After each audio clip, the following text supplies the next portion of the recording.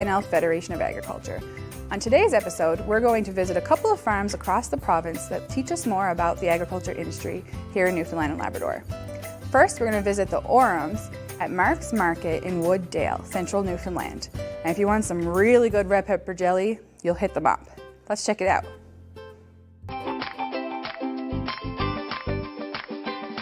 I would like to welcome everyone to Mark's Market. We're located in central Newfoundland, in Wooddale, in between Bishop Falls and Grand Falls. I've been farming full-time for 4 years with my father. I graduated university in 2011 and been home on the farm ever since. What got me into farming was I grew up on this farm and been helping out, working around the farm since I was a little boy. I didn't always like farm work, and my father needed the help, so I was more or less forced to go out to help them out around the farm because we are a family farm. Everyone had to contribute a little bit. But as I grew up and through high school, I began to like it a little more. We started out at it, and Christopher really had no interest in it, or very little. He was actually, in his last year of high school, he was doing grade 12, and he went to his dad one day and said, "Dad, what was it like going to Nova Scotia Agriculture College?" His father always had a passion for it as well. So they got into that a little bit, and he went back to his teacher advisor and gave him the idea that he had. And he's going to do his first year of university here in Grand Falls, Windsor. And his advisor said, "If you know you want to do that, why don't you just go right on and get into it?" And he did, and he didn't look back. And he was only young when he did it. And he came back home and said, "You know, Dad, Mom, I don't want to work for the province. I don't want to work for anybody else. I just want to expand on what we have." So he's got quite the passion for it, let me tell you. Right? A typical day on the farm is get up 6:30 or 7, come down to my parents' house and have a coffee with my father and talk about what we're going to do throughout the day. Every day is not the same, so I would say there's not a typical day on the farm. We could be harvesting potatoes, carrots, or cucumbers, or weeding. You just don't know. Whatever needs to be done has to be done.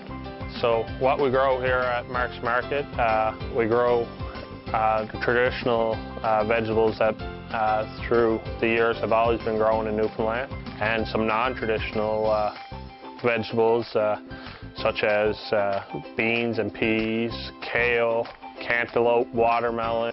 We try to grow things to our customers' needs, so if someone asks us to grow something, we try our hardest to grow it. Well, I bought the farm 26 years ago, and at that time I was a part of a cooperative group that processed and sold vegetables to the wholesale retail trade. About 13 years ago, we set up a little market here on the farm, and we started growing a diverse range of crops. And we've added that to what you see today, and it makes for a much more interesting day to go out and deal with cucumbers and tomatoes and melons and a variety. And we still do grow some turnip, cabbage, carrot, and potatoes. It's also extremely rewarding for me to get up and work with my son every day, who's entered the business, and we farm together.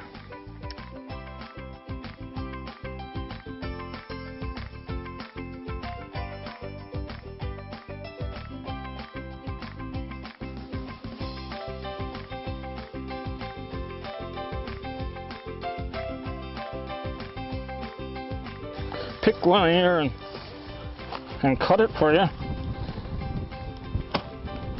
They're busting up now. I cut them last time. They bust like that. There. Cut off a piece of weed. Quite a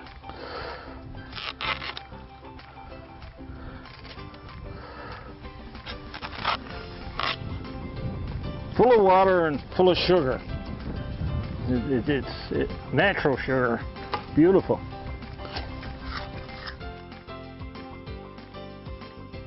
We're here at the cantaloupe patch.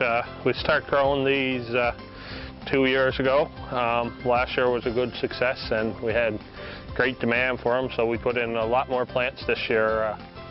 So we're expecting we have a couple thousand here this year.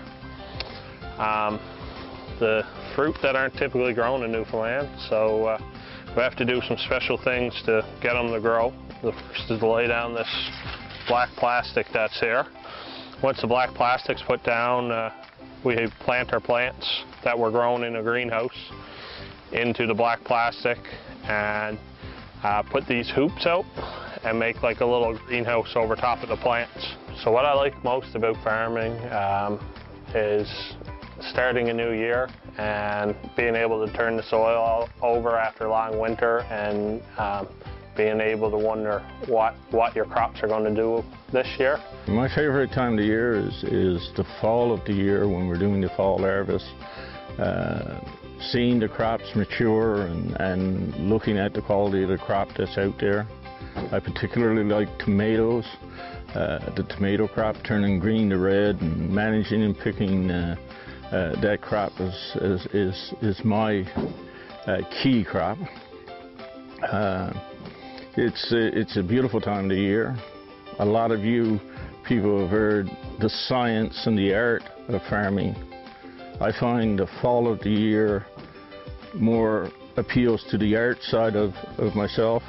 See the colors, see the crops, managing to have the right color in the field of the product you're growing, and the field becomes more of a canvas to me that I walk and enjoy, you know. And that's the science of farming got me to that point. Farming is a highly technical business now where I'd certainly recommend anyone interested in entering a farming business do go to post-secondary school and get an education. It certainly broadens your scope when you come back to the farm. And as well, there's a lot of other opportunities for people who want to enter this industry, however don't want to farm, in support through fertilizer companies, chemical companies, extension work, helping out producers better grow their crops and those type of things. Crops and the livestock industry requires a lot of support. So there's a lot of avenues for and work opportunities for people who have an interest in this field. My personal education comes from a 4-year degree program, a Bachelor of Science in Agriculture at Nova Scotia Agricultural College. My father's is a diploma in plant science from the Nova Scotia Agricultural College. I think this was a great spot for me to go and learn about farming and different systems that people have around the Maritimes or Atlantic Canada, and being able to share the passion for agriculture really made me proud. It's a great field to work in. Most of the time you're outdoors working with people, both as farmers and as support people. The nice thing I like, and the nicest thing I like about this farm is the interaction with the customer, having people come to the farm and look at what you're growing and talk to you. I remember one day last year, 2 ladies came to the farm, and when they were leaving, I thanked them for visiting the farm, and they looked at me and said, "Thank you for growing this product for us." And that's a very rewarding comment, and you get good positive feedback from people in this industry. Thank you to the Orams for showing us around Mark's Market. And did you know that they could grow watermelons here in Newfoundland and Labrador? Because apparently Mark's Market is doing it, so hopefully we'll see more of that in the future. Next, we'll be visiting D&D Farms in Cormac and visiting Crystal Parsons for our Women in Agriculture series. Let's check it out. So I'm Crystal from D&D Farm, and we have an abattoir as well. So we have a sheep and beef farm, and we do all the processing of those animals ourselves as well. I didn't grow up wanting to be a farmer. I didn't have an interest in agriculture at the time. I did go to university and do a business degree, and my parents started a farm about 20 years ago and decided that I was going to come and work on the farm for a summer, and I guess farming chose me. So my role on the farm is owner and operator, along with my parents as well. And a typical day, you would start off feeding all of the animals, which is quite the chore. Come on, you know what this is. So if I do it from this pole to that pole. And then after that, you tend to go over and check on the abattoir to make sure that everything is running smoothly. I'd like to get some beef burgers and sausages and plain steak.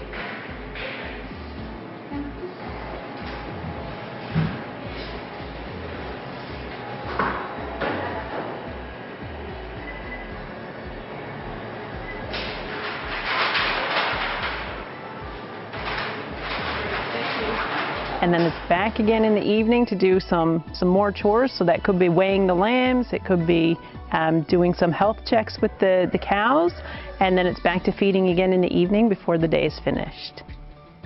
My favorite part of working in agriculture is definitely the animals. They show you a different side of them when you're working with them every day, and you learn compassion and empathy for sure. It's definitely my favorite part of working on the farm. There's lots of other activities that you have to do, but working with the animals is definitely the most joyful. On the farm, we use a lot of computer technology as well. So we keep track of all of our animals and their birthing, and it helps us to pick out what we're going to use for breeding stock. It tells us how well the animals are growing, and it helps us to choose future stock. So this is our RFID reader, and every sheep and every cow has an RFID tag. So that identifies every individual animal on the farm, including the lambs. So everybody has their own number. The reader tells us who they are, and then this connects back to our computer software program, and that all accounts for their lambings, their growth rate. This also hooks up to our weigh scales. So every time we weigh the animals, it'll tell us how much they gain per day, and that allows us to pick out the best breeding stock that we can possibly have on the farm. So I went to university and took a Bachelor of Business degree. A lot of people don't assume that you would need any, I guess, formal education if you're a farmer, but it absolutely helps in every aspect. You are running a business. It's not just raising animals, and so all aspects of that business degree becomes helpful when you're running a business. So you have to do your bookkeeping, you have to do your marketing, you have to do your branding. You are running an agricultural business, so it's more to it than just raising your animals as well, and every aspect helps. So on the farm, we have a whole lot of different activities that we have to do. We do a complete farm-to-table operation, so we raise all of the livestock, plus we also do all of the processing. So that takes into a whole lot of different skill sets that you need, and not one person can do all of those skills and activities. So you have the animal management, you also have the veterinarians that you have to use, you need accountants to help you with the business side, you also have to have a butcher, meat packers, and all those different skill sets to help you along the way.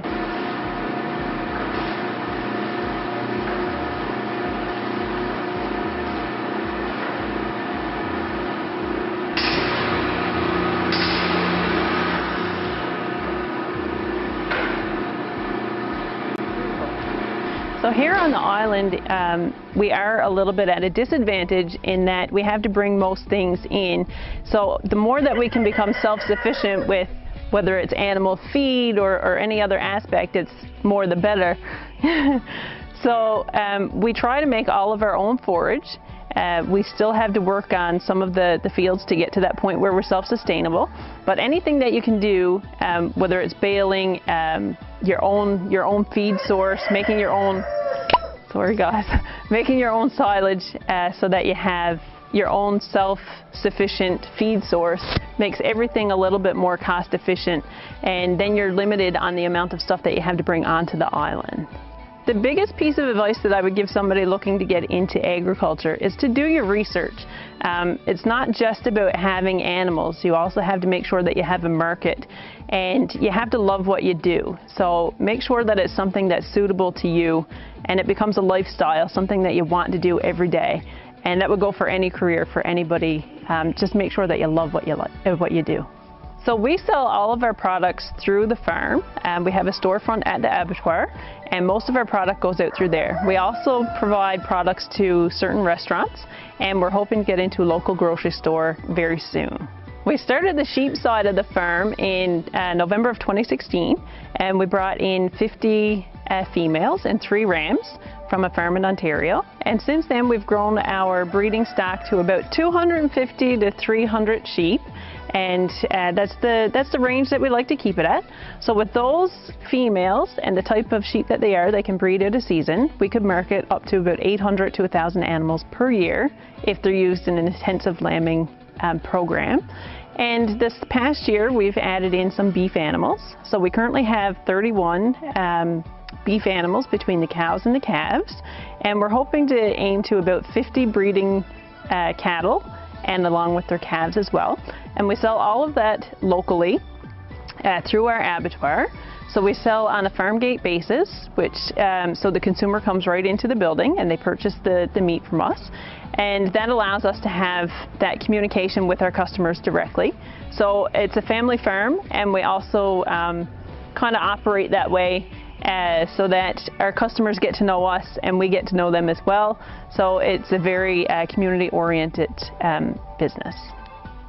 So a lot of farms are multi-generational farms, and you've already been born into that lifestyle, and then you can decide whether or not that's something for you. Like myself, I wasn't born into a farming family, so it's a little bit of a challenge starting out new. But you have to find out if that's something for you. And there's all kinds of resources that you can get. There's agriculture in the classroom, there's the Department of Agriculture, there's lots of specialists out there. You can also go out and you can get a summer job with a local farm, see if it's something that you enjoy. And even though there are challenges starting fresh, there's no reason that you can't become a new farmer, a new entrant, and support this agricultural industry.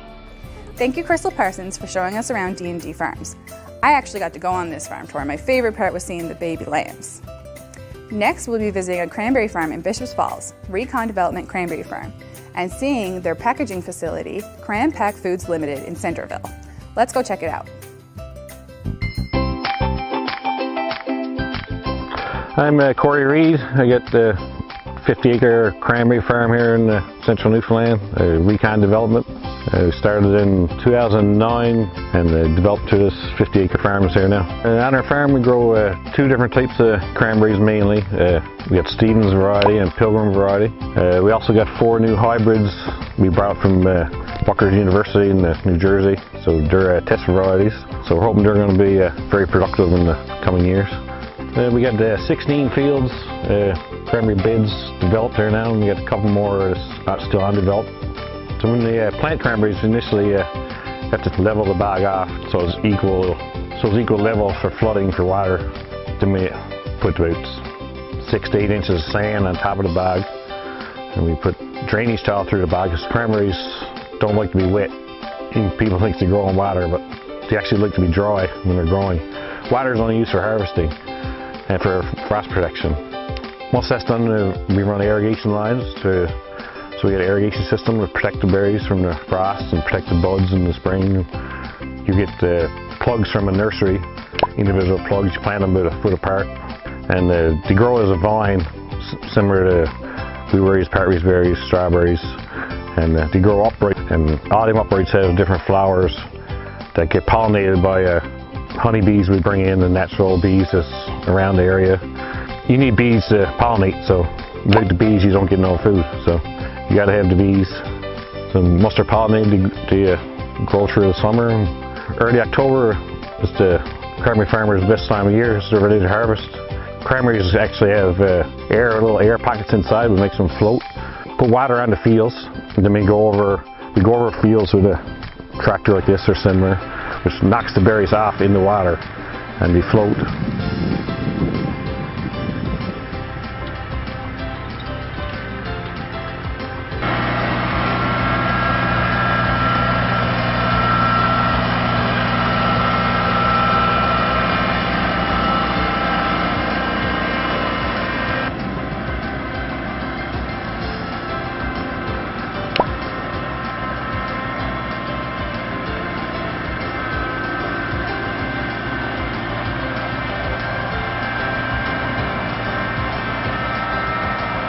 You boom them all together with a big boom.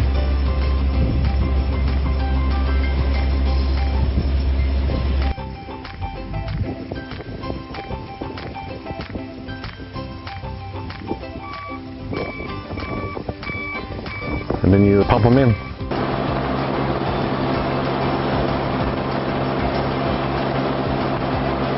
You pump them or use like an elevator to take them out of the water and load them in the trucks or bins or bags. Or every farm is different. Some uses trucks and just big semi-note. Some use bags like we do. Depends on your plant and your abilities at your processing facility.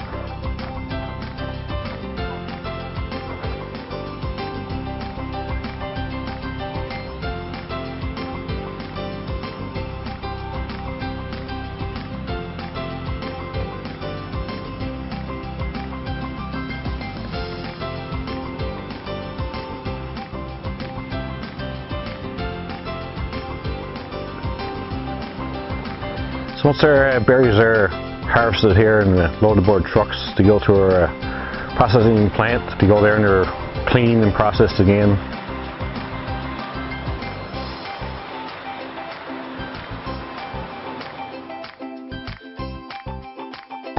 Hi, welcome to Cranpack Foods Limited.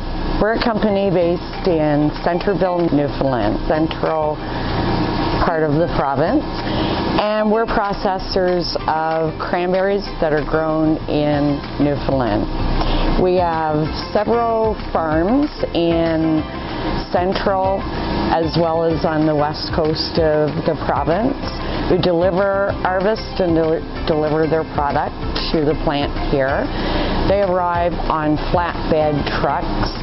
They're taken off the truck, weighed, dumped into the hopper where they flow through our equipment, cleaning equipment.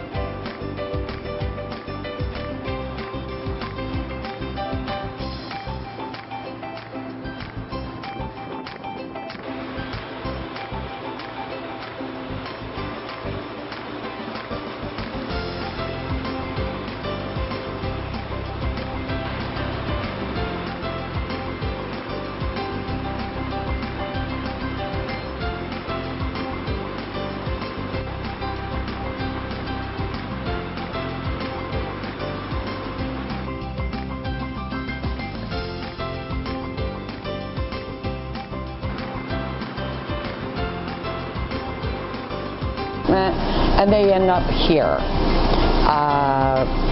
The inspection belt, we have a group of ladies that pick off imperfections.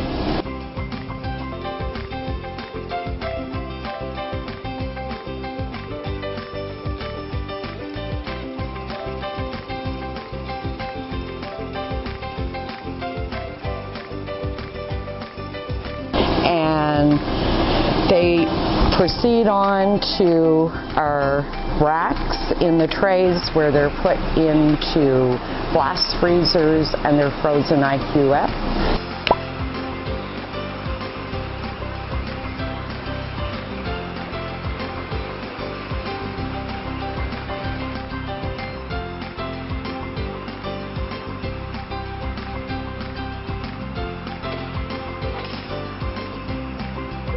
They're brought back out and they're dumped into large totes.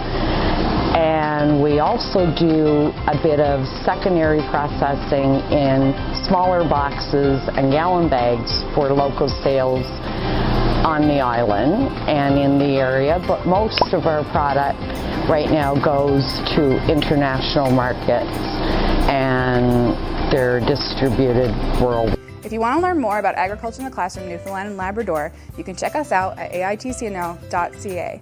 There's a lot of different events we do throughout the year and different programs that you can get involved in and volunteer for, so we'd love to meet you. This program is brought to you by Ignite.